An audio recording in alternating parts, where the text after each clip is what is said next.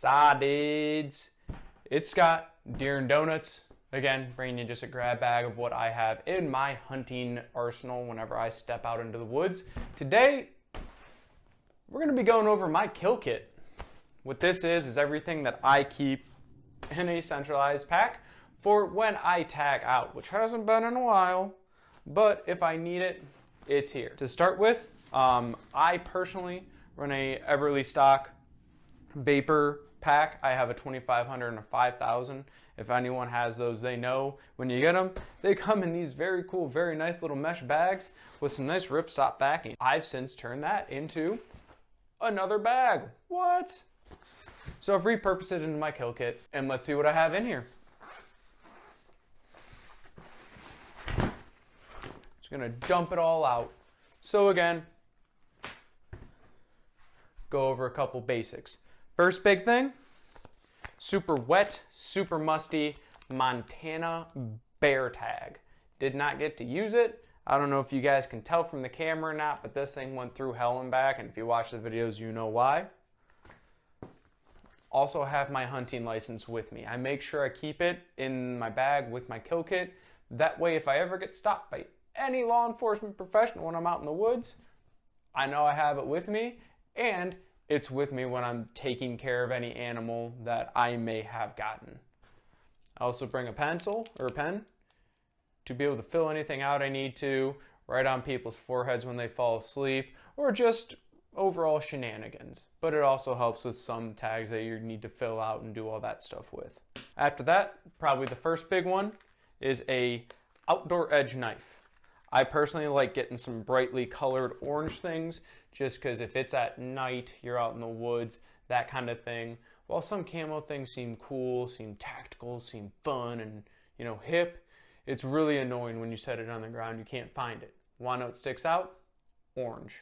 So this blade folds out. You can use it for skinning, slicing, cutting. It's a knife, anything you need a knife for. Very sharp, very reliable. The thing I like about this one is it actually has a replacement blades that I keep right back here. So instead of having to make sure that I keep a blade sharp or bring a sharpener with me or do any of that, I just got a whole bunch of fresh blades here, and if it's not making the cut, I can just change it out in about 2 seconds. It folds down real small, real nice.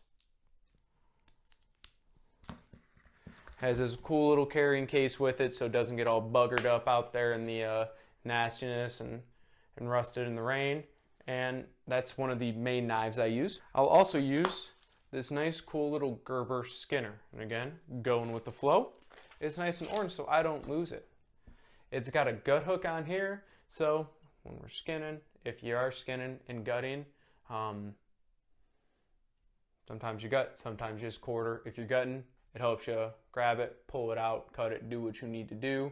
It's also real good for skinning the actual hide. And then this blade right here lets you get on in and just kind of chip away at it. Pretty cheap, pretty reliable. I've been using this thing for years or something similar. It's a must-have for me in my kit. After that, we will go to the good old-fashioned bone saw. This works great on animals, your ex-wife, whatever you want to use it on. But like it says, it's a very sturdy blade, it's serrated, and it will just cut straight through bone, cartilage, any dense tissue that might be causing you a pain in the neck for trying to harvest that animal. Nice good ergonomic grip here, makes you feel like a lumberjack.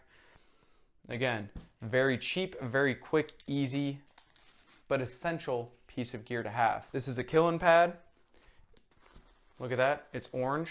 It's like I practice what I preach sometimes. Giant tarp you can roll out. I'm not gonna completely roll it out because then I gotta fold it all up and put it in here again.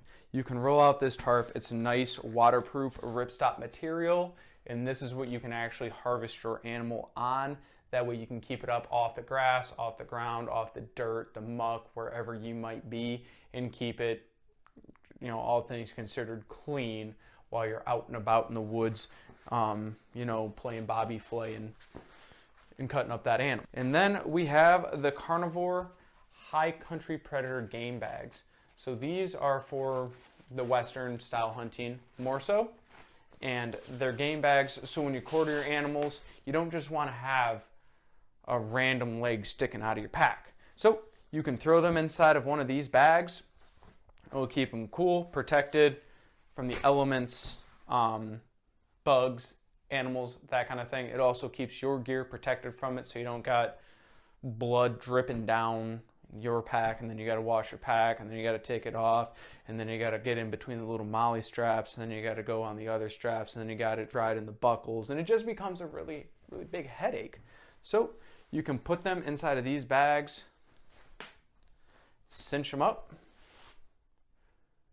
and you're good to go. Nice little grocery bag from the wild, I guess is the best way of putting it. These are just the small things that I keep inside of my kill kit.